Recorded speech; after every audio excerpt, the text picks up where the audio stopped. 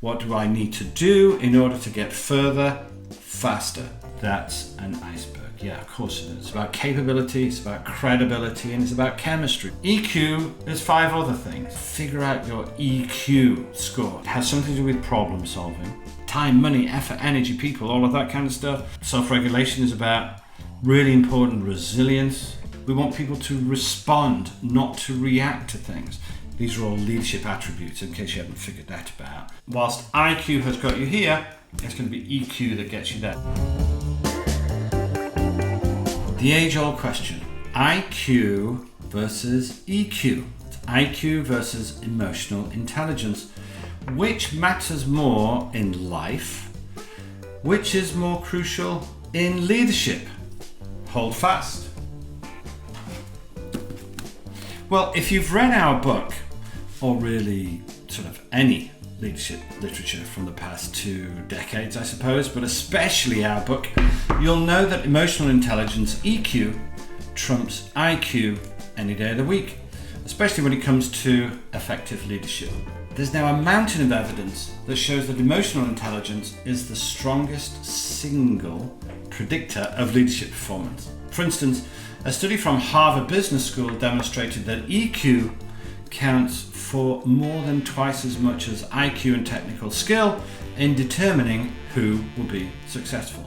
Yet, if you were to ask most leaders to actually define EQ with kind of any sort of precision, well, they kind of start looking down and shuffling their feet a lot and perhaps changing the subject to talk more about the weather and the price of fish. Now, emotional intelligence is tricky. It's rather misunderstood, it's complex, and it's often undervalued. And that's exactly why we put together this episode for you, specifically to emphasize the vital role of EQ in leadership, and so that you can finally stop managing and start leading.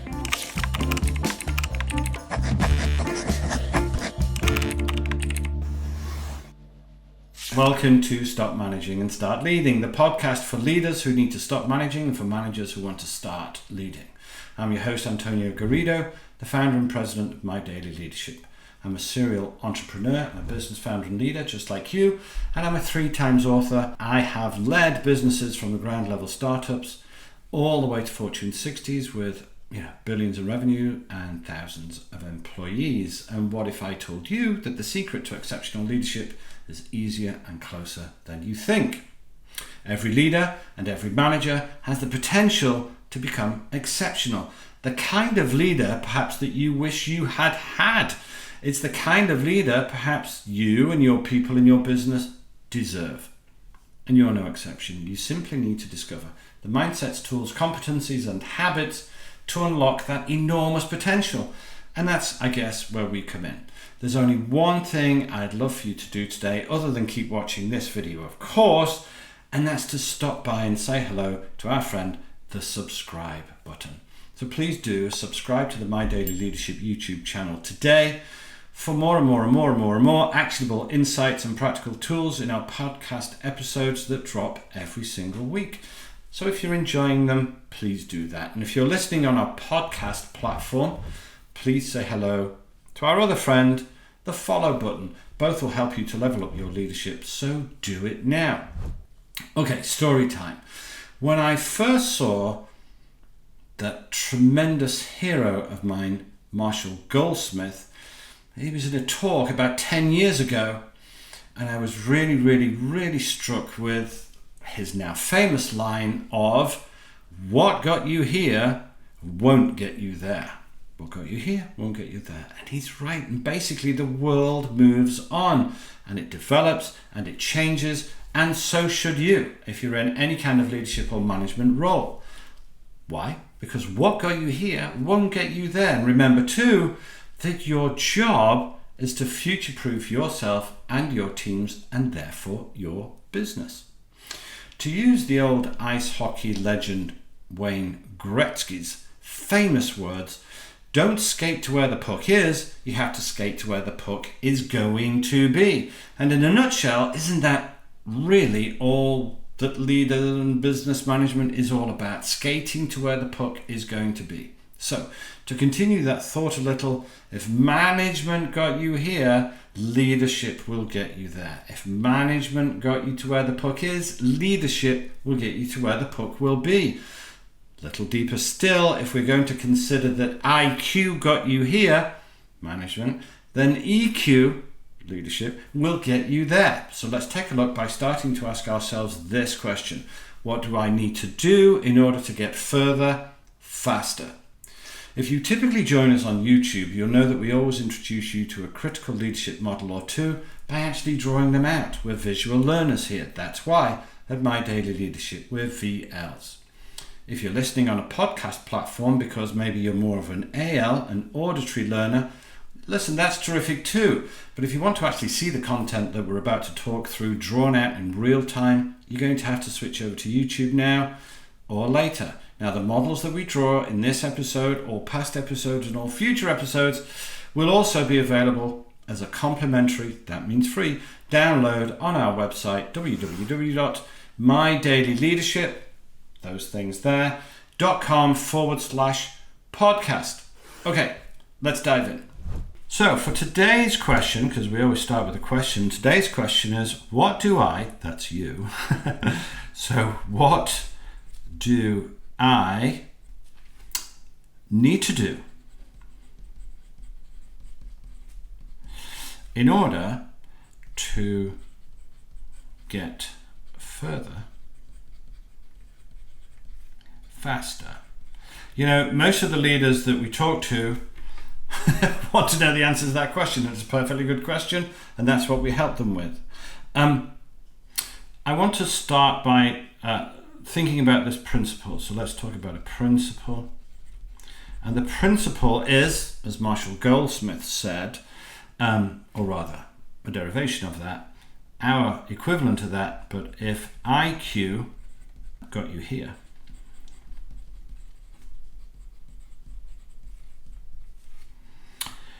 what will get you there? And really that's what we're talking about today. Let's imagine that you're really smart. Let's imagine too that you also have great technical skills, and that's got you here. And we've talked many times in all of our episodes that just working harder, that's not the answer, right? Well, the answer if you want to end up burnout.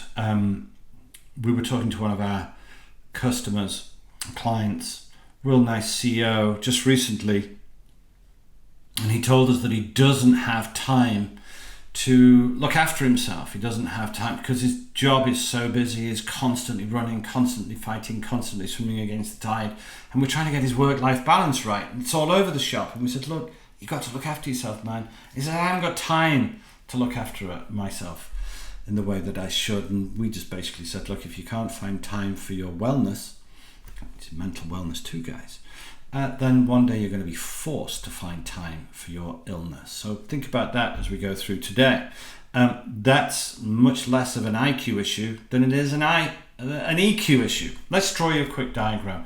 I know for sure I'm going to butcher this entirely, but I'm not going to tell you what it is, but I'm hoping that as I start to draw it, you'll figure out what it is. So please do excuse me as I'm drawing this rather poorly.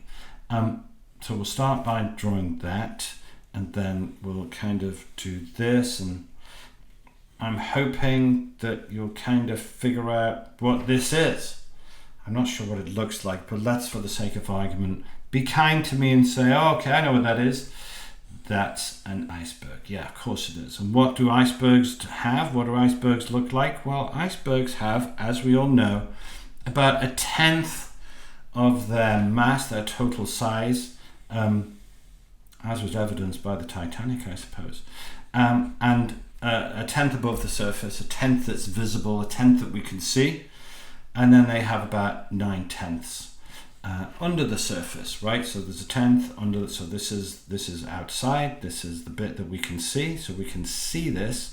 In other words, it's visible, but we can't see this because it's invisible, right? It's the stuff that's below the surface, and it's much bigger.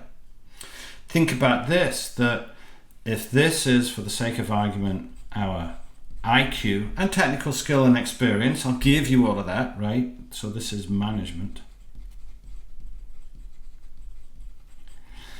The real clever stuff, the big stuff, is the stuff that's below the surface, the invisible stuff, the more invisible stuff in any case. And we're going to say that that's EQ and that's leadership. Well, what's IQ? Well, everybody knows what IQ is. Well, let me give you a few headlines for IQ. Well, we know that that's, let's say it's logical reasoning. So logical reasoning.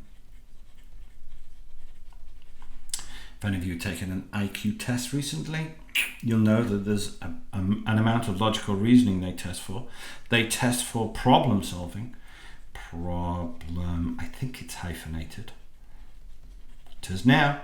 Analytical skill. Okay, analytical skill. Okay, cool. What else is IQ? It's technical knowledge, as I mentioned earlier. Technical. Okay, great. And what else is IQ all about? What is about kind of verbal and mathematical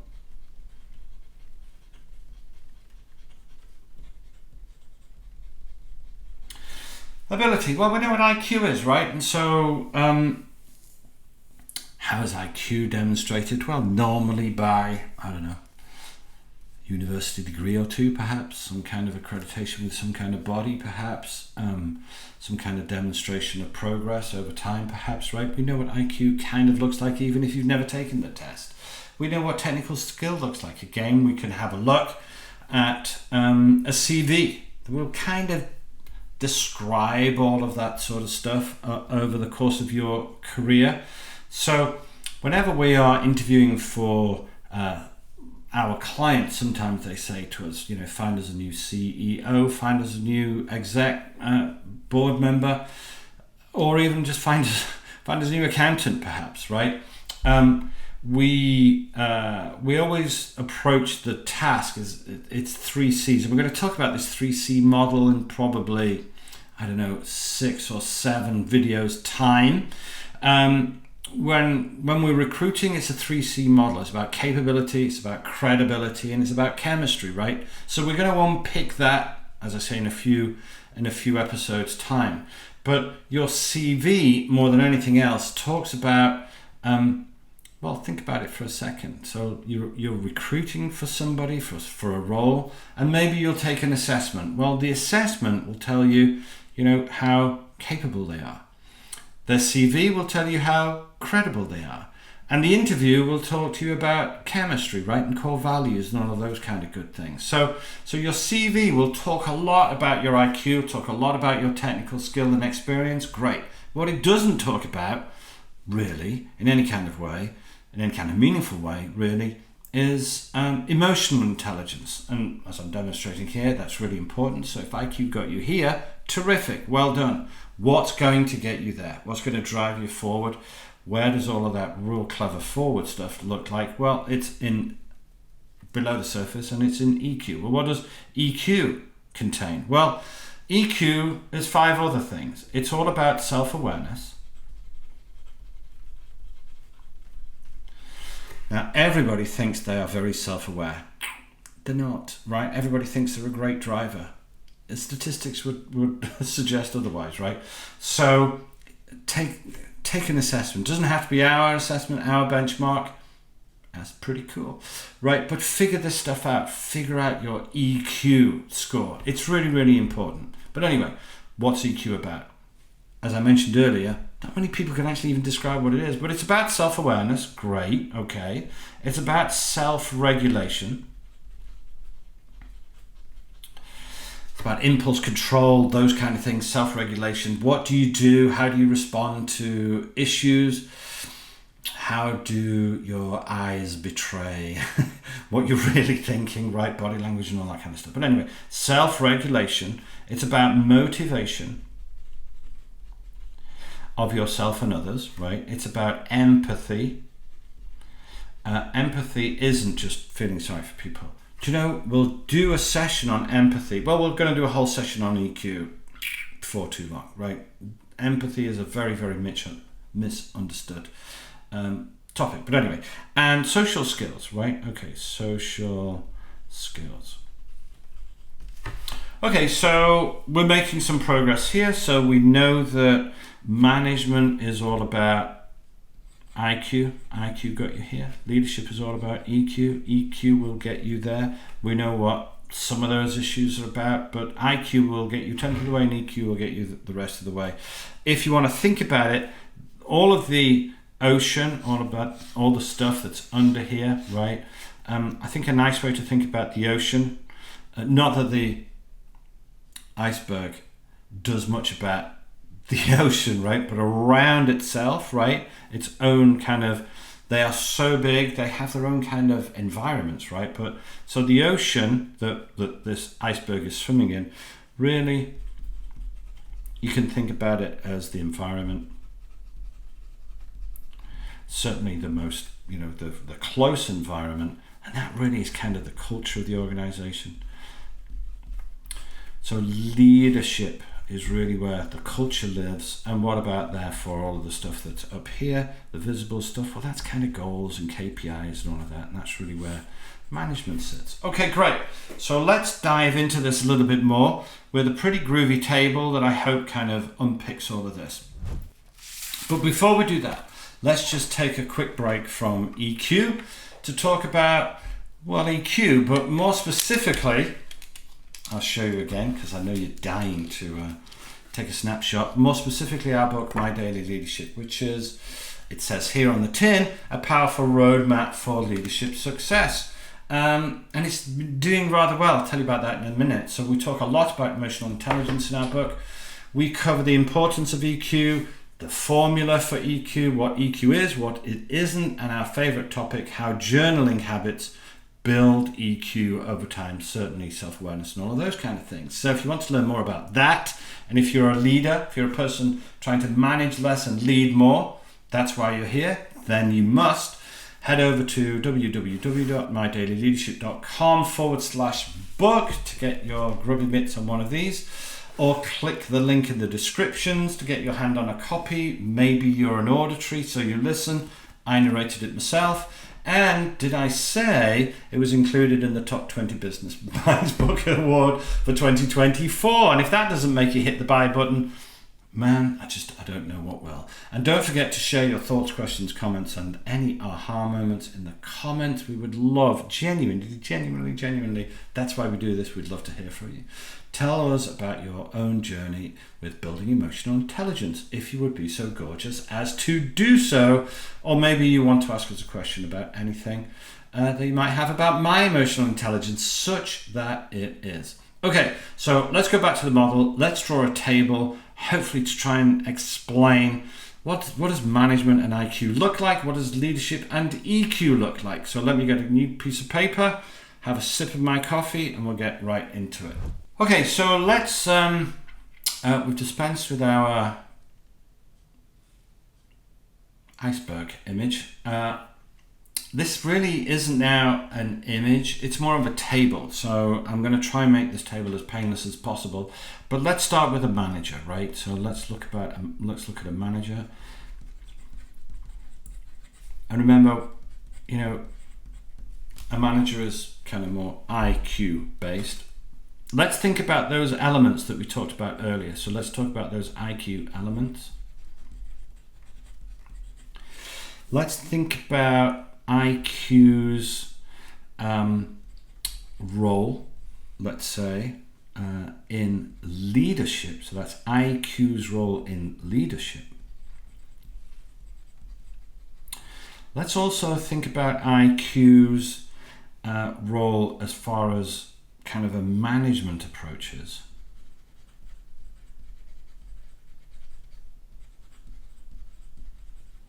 And then finally, we'll go on to the leader one after this, but we'll do exactly the same table so you can do a compare and contrast, right? And again, available on our website. And then let's kind of look at some examples of what that might look like. Okay. So we have 1, 2, 3, 4.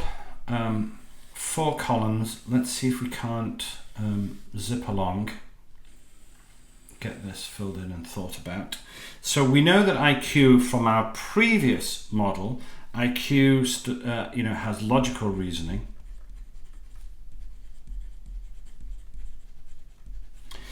We said it has something to do with problem solving. I still think that might be hyphenated. Analytical skill.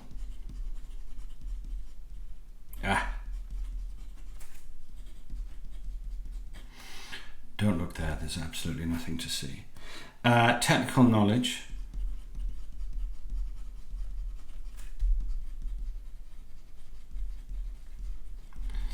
And verbal and math ability. Okay, verbal. In England, we put an S after that, but that's a whole different conversation. Ability. How do those things, because as a leader, obviously you need IQ too, right? But okay, so how do these things here, right? How do they betray themselves? Well, okay, so that logical reasoning is strategic thinking, right? Strategic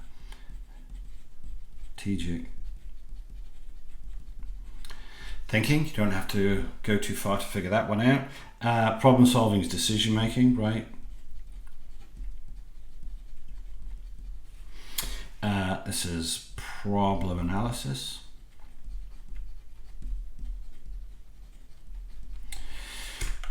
We talk about that also a lot in the book, using tools and mental models, right? Technical knowledge is kind of expertise and support. Expertise and support. And then finally, verbal math ability and all of that kind of stuff. Well, it's ability to figure stuff out and how to communicate. Communicate. Is that how to spell communicate? Goodness me. Okay, so IQ, management approach. It's all about efficiency, right? It's about task management. Okay, task management. This is about, making quick decisions. Quick decision making. That's kind of data. Remember I said we have information, so we have data, and then we have information, then we have knowledge, and then we have insight and all of that kind of stuff. That's where that comes from, that analytic skill. This is technical oversight,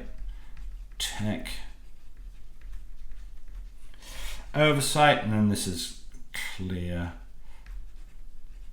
I could just write clarity, but clear instruction.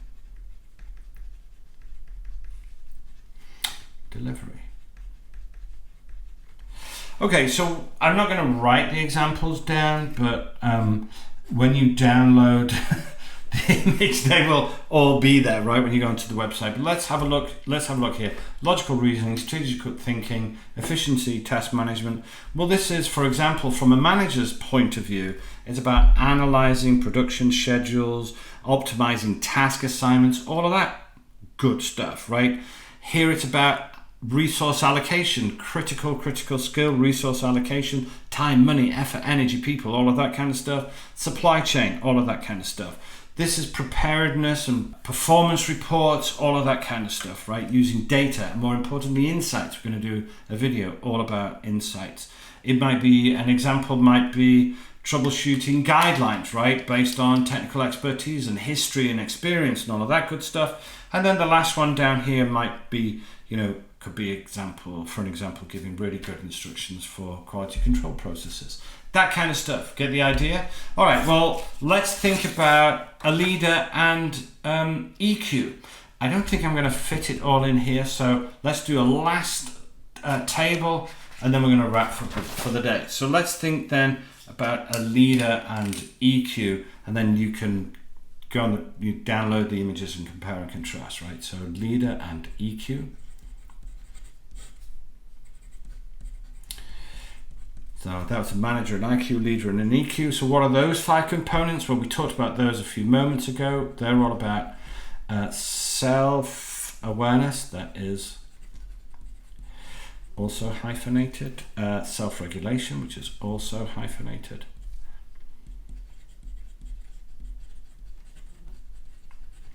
Hey, I just noticed there's a fly come to join us. Motivation,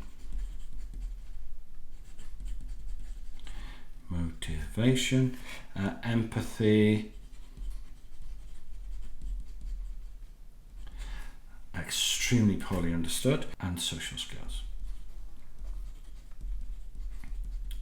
Those are our components, 5 components. We'll do a deep dive in an upcoming episode. EQ is significantly more important for leadership. This is about being authentic.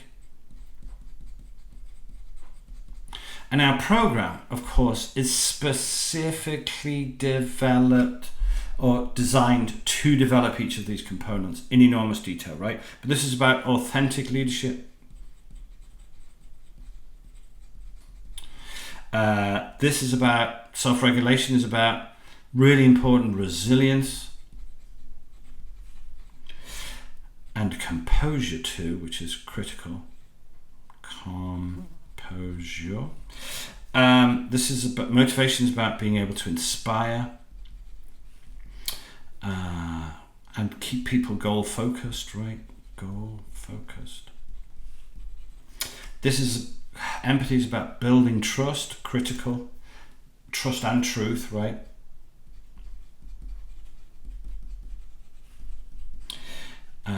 Truth and connection. I'll ask you this as a side, mainly when we start working with our clients, we're talking to the board, we're talking to the leaders, the CEO. One of the first questions we ask them is we say, hey George, what's your strategy for trust? What's your strategy for truth? Think about that for a second. If you don't have one, tut. And then this is all about the really, really important piece about fostering collaboration. Because collaboration is significantly more powerful in growing a business than cooperation, right? So this is about authentic connections.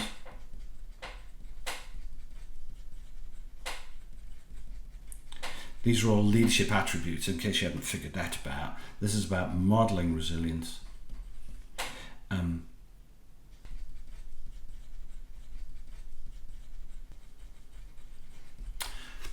At the moment, the big buzzword in leadership about modeling resilience is anti-fragility. I hate it, but it's out there. It's an issue. If you want to talk about it, give us a call.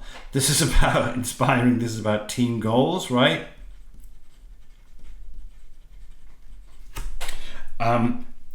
Building trust, rapport, all of that good stuff. Building trust and rapport.